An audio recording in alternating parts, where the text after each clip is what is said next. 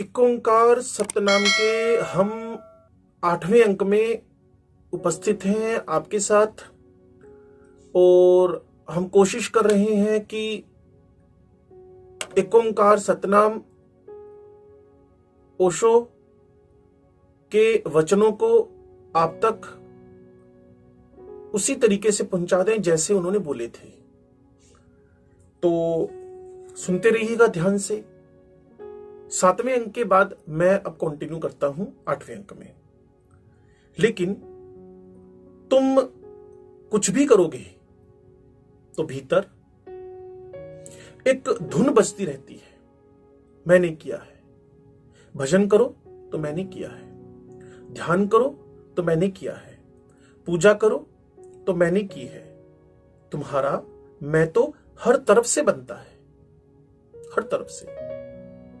जैसा कि मैंने आपको पिछले अंकों में भी बताया था, मैं था तो हरि नहीं, अब हरि है मैं नहीं। उस एक को हम छोड़ दें, क्योंकि उस एक को बीच में लाने की कोई जरूरत भी नहीं है, वह पा लेगा। लेकिन वे जो करोड़ों लोग हैं, वो एक तो एक्सेप्शनल है, उसको गुरु की जरूरत नहीं है। लेकिन वे जो करोड़ों लोग हैं, उन करोड़ों लोगों के लिए पाने का एक ही उपाय है कि वे जो भी करें साधना, भाव यही रखें, गुरु की कृपा से हो रहा है, गुरु की कृपा से हो रहा है। भारत में बड़ी पुरानी लोकोक्ति है कि जब सतयुग था तब गुरु की इतनी जरूरत न थी, लेकिन कलयुग में गुरु की बड़ी जरूरत होगी, बहुत जरूरत होगी। क्या कारण है? हिंदू किस हिसाब से बांटते हैं संसार को? सतयुग वे कहते हैं उस समय को जब लोग बड़े सचेत थे, बड़े सावधान थे। और कलयुग कहते हैं उस युग को जब लोग बड़े सोए हुए हैं, मूर्छित हैं। इसीलिए बुद्ध का यह महावीर का धर्म उतने काम का नहीं है आज जितना नानक का धर्म है। नानक का धर्म बहुत काम का है आज। नानक का धर्म नवीनतम धर्म है, नवीनतम, लेटेस्ट। हालांकि उसको भी 500 साल हो गए हैं, वह भी काफी पुराना हो गया है, और नया चाहिए। क्योंकि बुद्ध और महावीर जिनसे बात कर रहे थे वे हमसे ज्यादा सचेत लोग थे, वे हमसे ज्यादा प्रबुद्ध लोग थे, वे हमसे ज्यादा सरल लोग थे, उलझे हुए नहीं थे। फिर कृष्ण जिनसे बात कर रहे थे वे और भी सरल लोग थे, वे और भी सरल लोग थे। जैसे हम पीछे जाते हैं वैसे सरलता है। जैसे एक आदमी अपने पीछे जाए, बड़ा सुंदर चित्रण है। तो बचपन में सरल होता है, जवानी में थोड़ा कठिन होता है, बुढ़ापे में तो बिल्कुल जटिल हो जाता है। बूढ़े आदमी से तो पार पाना ही मुश्किल है, बूढ़े आदमी से तो पार पाना ही मुश्किल है।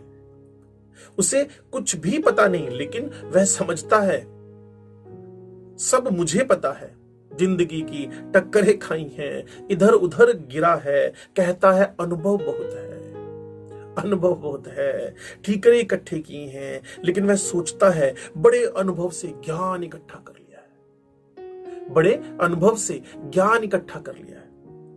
बच्चा सरल है, बचपन सतयुग है, बूढ़ा बहुत जटिल है, वह कलयुग है। और बूढ़े की मूर्छा बढ़ती ही जाती है, बढ़नी ही चाहिए, क्योंकि मौत करीब आ रही है। बच्चे का होश ताजा होता है क्योंकि अभी जीवन का स्रोत बहुत करीब है। बच्चा अभी परमात्मा से निकली लहर की भांति है। बूढ़ा धूल से भर गया, परमात्मा में गिरने के करीब है। बच्चा ताजा फूल है, बूढ़ा मुरझा गया, जाने के करीब है। जीवन ऊर्जा क्षीण हो रही है। कलयुग का अर्थ है ऐसा समय जब अंत करीब आ रहा है, जिंदगी बूढ़ी हो गई। उस कलयुग में तो गुरु के बिना बिल्कुल ना हो सकेगा, बिल्कुल भी ना हो सकेगा, क्योंकि तुम हर हालत में अपने अहंकार से भर जाओगे, हर हालत में। और अहंकार को अगर खत्म करना है तो अपने हर एक काम को किसी और के जिम्मे सौंपना होगा कि मैंने नहीं किया, उसने किया है। जब तुम छोटे छोटे काम करके अहंकार से भर जाते हो तो तुम साधना करके कैसे ना भरोगे? कोई संशय नहीं है इस बात में। आप साधना करेंगे, कहेंगे मैंने किया है। तुमने एक छोटा सा मकान बना लिया तो तुम अकड़े फिरते हो कि तुमने एक तिजोरी भर ली, तुम अकड़े फिरते हो। जब तुम परम धन की खोज में जाओगे तो फिर तुम्हारी अकड़ तो बहुत ज्यादा हो जाएगी। परम धन, परमात्मा की प्राप्ति, अकड़ पहाड़ हो जाएगी। जो आदमी मंदिर जाता है, मस्जिद जाता है, उसकी अकड़ देखो। वह सबकी तरफ देखता है कि तुम सब नरक में पड़ोगे, सड़ोगे। मैं मंदिर जाता हूं रोज। तुम सब भ्रष्ट हो, पापी हो।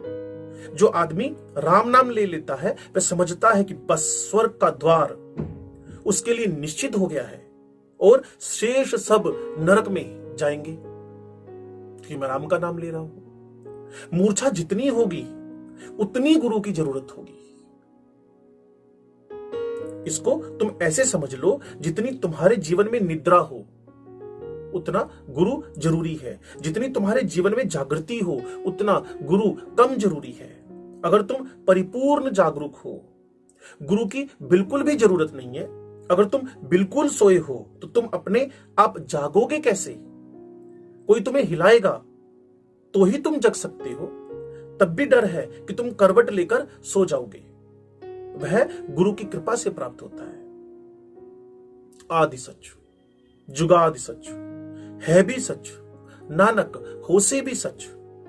वह आदि में सत्य है, युगों के आरंभ में सत्य है, अभी सत्य है। नानक कहते हैं वह सदा सत्य है, भविष्य में भी सत्य है। इन द फ्यूचर वो सत्य है। सत्य और असत्य की यही परिभाषा है। असत्य वह जो कभी नहीं था, अब है और कभी फिर नहीं हो जाएगा। सत्य पहले भी था, आज भी है, रहेगा। वह गुरु की कृपा से प्राप्त होता है। आदि सच, जुगादि सच, है भी सच, नानक होसी भी सच। असत्य का अर्थ है दो छोरों पर जो नहीं और बीच में है। अभी है, पहले नहीं था, बाद में नहीं था, वो असत्य है। सपना सुबह तुम उठे तब खो गया। सपना जब तुम सुबह उठे तब खो गया। रात जब तुम सोए तब नहीं था। इसीलिए तो तुम सुबह कहते हो सपना झूठा था, सच नहीं, क्योंकि सांझ नहीं था, सुबह फिर नहीं था, दो छोरों के बीच में था। यही झूठ की हालत है। तुम्हारा यह शरीर एक दिन नहीं था, एक दिन फिर नहीं हो जाएगा। यह शरीर झूठा है। क्रोध आया, एक क्षण पहले नहीं था और घड़ी भर बाद में चला जाएगा। यह क्रोध सपना है। यह सच नहीं है। जो सदा है वही सत्य है। आदि सच, जुगाद सच, है भी सच, नानक होसी भी सच। अगर आप मेरी बात को ध्यान से सुने तो यही कहा गया है। और अगर तुम इस धारणा को गहरे ले जाओ, डीप में ले जाओ, तो तुम्हारे जीवन में रूपांतरण हो जाएगा, मॉडिफिकेशन हो जाएगा। उससे बहुत ज्यादा ग्रसित मत होना। जो बदलता है तुम उसी की तलाश करना। जो अबदला है सदा स्थायी है और स्थिर है। जो परिवर्तनीय है उसकी तलाश मत करना। तलाश उसकी करना जो अबदला है। कौन है तुम्हारे भीतर जो कभी नहीं बदलता? परमात्मा। उसको ही खोजो। जरूर वह तुम्हारे भीतर है, क्योंकि सब बदलाहट उसी पर होती है। लहरें बदलती हैं, सागर नहीं। जैसे गाड़ी का चाक चलता है, वह कील पर चलता है। वो कील ठहरी हुई है। देखिए कभी कुम्हार को, चाक चलता रहता है, कील ठहरी रहती है। तुम कील को अलग कर लो, चाक फौरन गिर जाएगा। तुम्हारे अंदर का परमात्मा, आत्मा निकली, तुम तुरंत गिर जाओगे। तुम वस्त्र हो केवल। जो परिवर्तन हो रहा है वह भी शाश्वत के ऊपर हो रहा है। कील आत्मा की ठहरी हुई है, शरीर का चक्र घूम रहा है। जैसी कील अलग हुई, चाक गिर जाता है। और नानक कहते हैं आदि सच, जुगादि सच, आदि सच, जुगादि सच, है भी सच, नानक होसी भी सच। वही सत्य है, वही एक, क्योंकि वह पहले भी था, अभी भी है, कल भी होगा, सदा रहेगा, और शेष सब सपना है। यह एक वचन अगर तुम्हारे मन में गहरा बैठ जाए, जब क्रोध आए तब दोहराना अपने मन में, आदि सच जुगादि सच, है भी सच होसी सच, नानक होसी भी सच। बस आंखें बंद कीजिए और जपजी साहब के इन 2 वाक्यों को बार बार अपने मन में दोहराइए सच्चे मन से, आदि सच जुगादि सच, है भी सच, नानक होसी भी सच। ये है एक ओंकार सतनाम। तो इस 8वें अंक की समाप्ति मैं यहां करता हूं। 9वें अंक के साथ मैं बहुत जल्दी आपके सामने आऊंगा। तब तक मुझे विदा दीजिए। मनोज कुमार बंसल, नमस्कार।